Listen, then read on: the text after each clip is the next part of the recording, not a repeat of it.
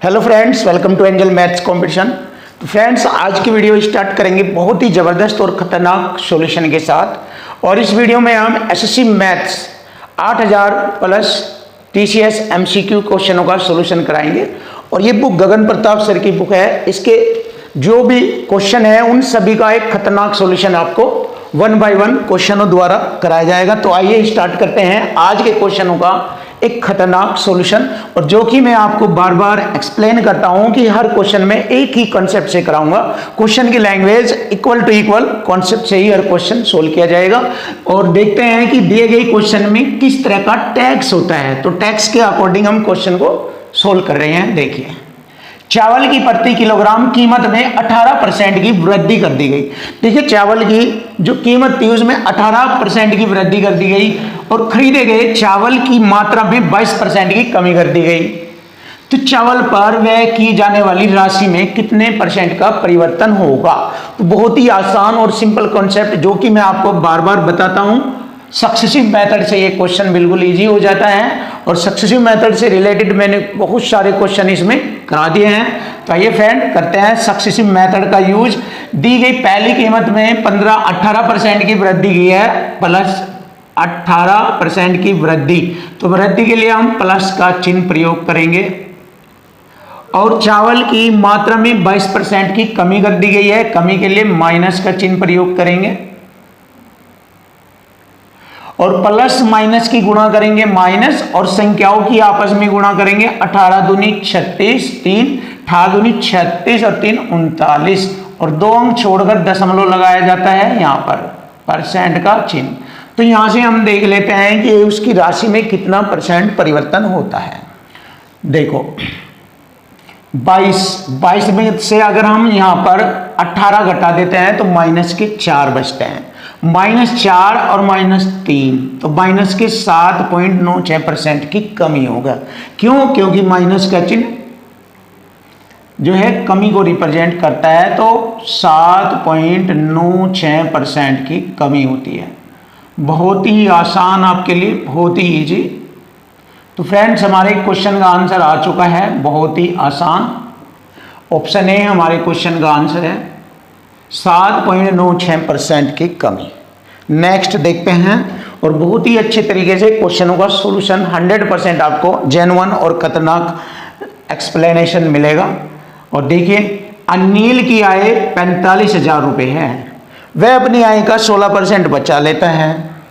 यदि उसकी आय में 5% की कमी होती है और खर्च में 2% की वृद्धि, तो उसकी बचत में कितने परसेंट की कमी होगी। तो देखिए, सिंपल सी बात है। अनिल की इनकम 100% है और वह 16% सेविंग कर लेता है, यानी कि बचाता है 16%। यदि उसकी आय में 5% की कमी होती है, देखिए एक्सपेंडिचर कितना होगा। 100% इनकम में से 16% वह सेविंग करता है, तो एक्सपेंडिचर हो गया 84%, यानी 84%। अब यदि उसकी आय में 5% की कमी हो जाती है तो उसकी इनकम या आय अब 95% रह जाती है, यानी कि 95 रह जाती है। और खर्च में 2% की वृद्धि होती है, ये उसका खर्च है। तो 84 का 2% होता है, देख लीजिए, 84 दूनी 168, 2 अंक छोड़कर दशमलव, यानी कि 1.68% की वृद्धि हो जाती है, जो कि मैं 84 में जोड़कर लिखूंगा 1.68। अगर जोड़ के लिखें तो 85.68% की वृद्धि हो जाती है। इतना हो जाता है अब बढ़कर। तो यहाँ से हम देख लेते हैं, इनकम अब उसकी 95 है, यानी कि 95 है, और खर्चा है 85.68। तो यहाँ पर बचत देख लेते हैं कितना बचता है। तो हम इसमें से ये घटाएंगे 95 में से 85 घटाएंगे 10, और 10 में से ये घटाएंगे 0.68, तो कितना बचेगा 9.32 बचता है। तो अब हम देख लेते हैं सेविंग में कितने परसेंट की कमी होती है। बहुत ही आसान, देख सकते हैं वो। तो कितने परसेंट की कमी होती है। 16 में से 9.32 घटाते हैं तो 16 में से ये बचेगा 6.68 16 में से 9 घटाएंगे 7, 7 में से 1 घटाएंगे 6.68, बिल्कुल सही है। अब हम क्या करेंगे, यहाँ से हम देख लेंगे जब ये इतने परसेंट की कमी हुई है तो उसकी आय पर देख लेंगे। 45,000 रुपये की आय है तो उसका 45,000 का 6.68% देखते हैं कितना परसेंट की कमी हुई है। तो 45,000 का परसेंट से मैंने 2 जीरो हटा दी और 2 अंक कर दशमलव की 2 जीरो लगेगी और 1 जीरो से ये जीरो, 5 दूनी 10, 5 नम 45, 2 3 6, 2 3 6, 2 चौक 8। अब गुणा करेंगे, 9 चौक 36, 3 हासिल, 9 3 27, 3 30, 3 9 3 27, 3 30, 3,006 रुपये, 3,006 रुपये की कमी आई है उसकी बचत में। और ये हमारे क्वेश्चन का आंसर है ऑप्शन बी, 3,006 रुपये। तो 1 बाई 1 आपको लैंग्वेज के अकॉर्डिंग क्वेश्चन का सॉल्यूशन आपको बताया जा रहा है।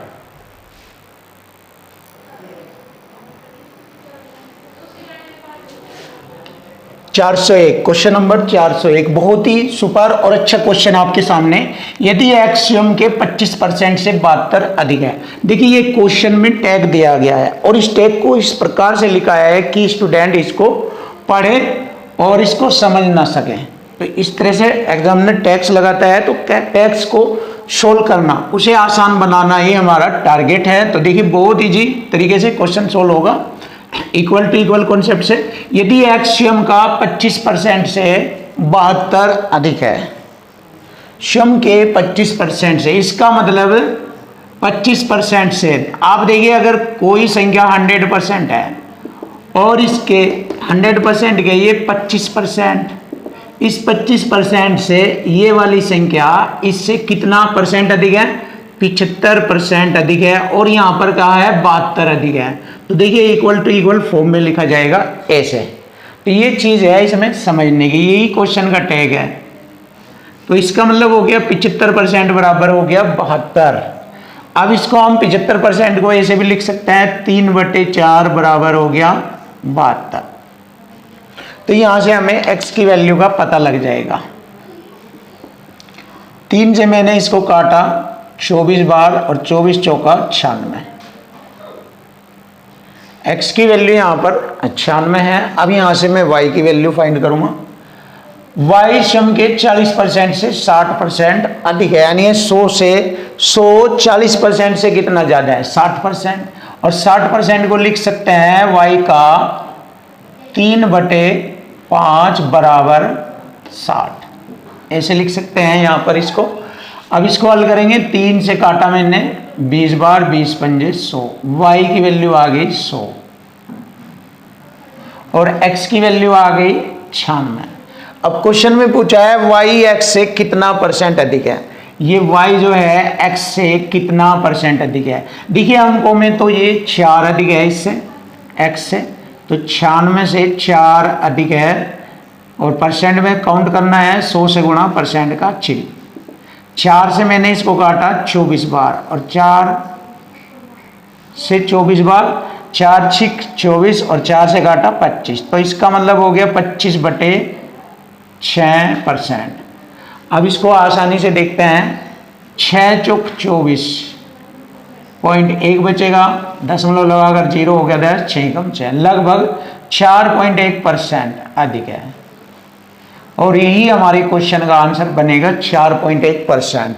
ऑप्शन सी हमारे क्वेश्चन का आंसर आ चुका है। अब हम नेक्स्ट क्वेश्चन देखते हैं और इसको भी इजी बनाइए कि इजी कैसे बनते हैं।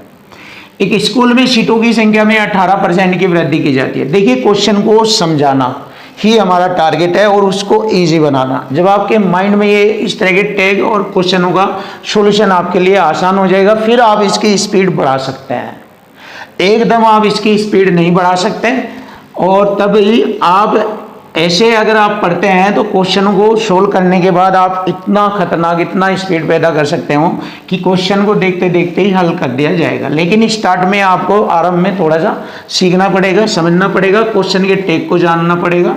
अब इसमें ऐसा तो नहीं कि आप इसमें रट्टा मारेंगे, रट्टा लगा लगा के क्वेश्चन को जल्दी से करेंगे, क्योंकि एग्जाम में क्वेश्चन की लैंग्वेज और डाटा अलग अलग आता है, इसलिए क्वेश्चन का टैग ही और लैंग्वेज ही समझना। एक स्कूल में सीटों की संख्या में 18% की वृद्धि की जाती है। देखिए सक्सेसिव मेथड है और फीस में 11% की वृद्धि की जाती है, दोनों बार वृद्धि की जा रही है।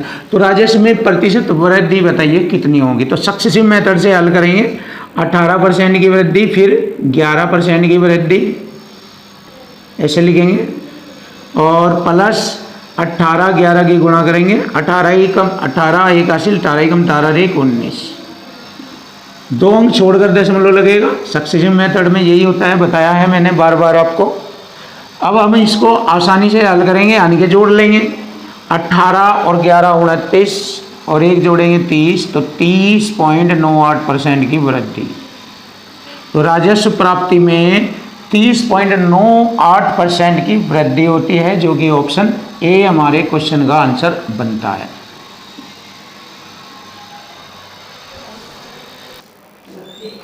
क्वेश्चन नंबर 403, बहुत ही जबरदस्त और बेस्ट क्वेश्चन आपके सामने। ए ने बी से 30% अधिक निवेश किया, बी ने सी से 40% कम निवेश किया, जिसने 8,000 रुपये निवेश किया। तो यहाँ जिसने का मतलब किसके लिए किया गया है, ये 8,000 रुपये निवेश, यानी किसके द्वारा किया गया है, तो सी के द्वारा, क्योंकि जिसने का मतलब है सी के बारे में कहा गया है। यही स्टैंडर्ड टैक्स है जिसको हमें समझना है, और टैक्स समझते ही क्वेश्चन बिल्कुल आसान हो जाता है। तो यहाँ पर 3 बंदे हैं ए बी सी, तो तीनों का कंपेयर करेंगे पीछे की ओर से, इधर से। बी ने सी से 40% निवेश कम किया है, इसका मतलब सी ने अगर 100 किया है तो बी ने 60 किया है, 40% कम, इससे 40 कम, यानी कि 60। और ए ने बी से 30% अधिक निवेश किया है, इससे 30, तो 60 का 30 होता है 18%, 18 अधिक, तो 18 इसमें जोड़ेंगे 60 में 78। अब देखिए तीनों का कुल कितना निवेश है, तीनों का कुल कितना निवेश है, 238, 100 60 160, 160 में 78 जोड़ेंगे, 8 7 13, 238, तो 238 टोटल निवेश है, लिख लेंगे 238, टोटल निवेश 238 है। अब जैसे कि क्वेश्चन में कहा है कि उन सभी के द्वारा एक साथ निवेश की गई कुल धनराशि बताओ। जैसे कि मैंने आपको बताया है, क्वेश्चन को इक्वल टू इक्वल से सोल्व करते हैं जी। ये 8,000 रुपये खर्च किए गए हैं, ये सी के बारे में बताया गया है, सी के हैं, तो 100 के बराबर हो गया 8,000 रुपये। अब यहाँ पर हम इसको छोटा करेंगे, 2 जीरो से मैंने 2 जीरो काटा, एक रेशो की वैल्यू बनेगी 80। अब टोटल है हमारा 238, तो कुल धनराशि कितनी खर्च हुई उसका मान निकालने के लिए एक रेशो की वैल्यू 80, तो 238 का 80 निकालेंगे। यहाँ पर कितना हो गया, देखिए 1 जीरो, 8 8 64 का 4 का हासिल 6, 8 3 24 36 हासिल 3, 8 दूनी 16 3 19, 19,040 रुपये। यही हमारे क्वेश्चन का आंसर बनेगा। देखिए बहुत ही आसान और बिल्कुल इजी क्वेश्चन का सॉल्यूशन कर दिया है आपके सामने। तो क्वेश्चन का आंसर है 19,040 रुपये, ऑप्शन डी। बहुत ही जबरदस्त। अब नेक्स्ट क्वेश्चन देखते हैं। पी अपनी आय का 16% किराए पर, 18% किराने के सामान पर और 12% बच्चों की शिक्षा पर खर्च करता है। देखिए यहाँ तक हम देख लेते हैं कितना खर्च कर दिया, 18 12 30 और 16 40, 40% उसने खर्च कर दिया है, और शेष का 45% अन्य मदों पर। जब उसने 40% खर्च कर दिया है तो अब कितना रह गया, 54% शेष रह गया, 54%। अब इस शेष का, जो कि यहाँ कहा है शेष का, यानी कि इसका 45% अन्य मदों पर खर्च कर दिया। फिर देखिए 45 खर्च कर दिया तो 55 रह जाएगा, क्योंकि ये अगली कंडीशन के लिए 100% हो जाता है। तो 100 में से 45 खर्च करेंगे तो 55% बच गया शेष। और इधर कह रहा है यदि वह 13,365 रुपये की बचत करता है तो बचत बराबर बचत हो गया 13,365 रुपये। अब हम इसको सोल्व करेंगे तो वह किराने के सामान पर कितना खर्च करता है।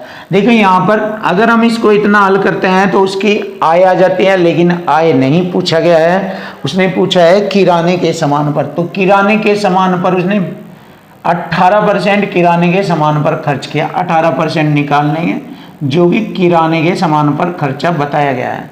अब इसको हम हल करेंगे। देखें परसेंट से मैंने यहाँ पर बटे में 2 जीरो लगाया जिससे कि मैं 100 से 100 काट सकूँ। अब 18 से इसे काटेंगे, 18 3 54। अब 3 से इसको काटेंगे, 3 चौक 12, 3 चौक 12, 3 पंजे 15, 3 पंजे 15। 11 से 11 पंजे 55 और 11 चौक 44, 0 11 पंजे 55। 5 से 5 अटे 40, 5 एकम 5, 81 बार कटा और 100 की गुणा इसमें करेंगे 8100 रुपये। और यही हमारे क्वेश्चन का आंसर बनेगा 8100 रुपये। ऑप्शन ए हमारे क्वेश्चन का आंसर है 8100 रुपये। बड़ा ज़बरदस्त सॉल्यूशन है।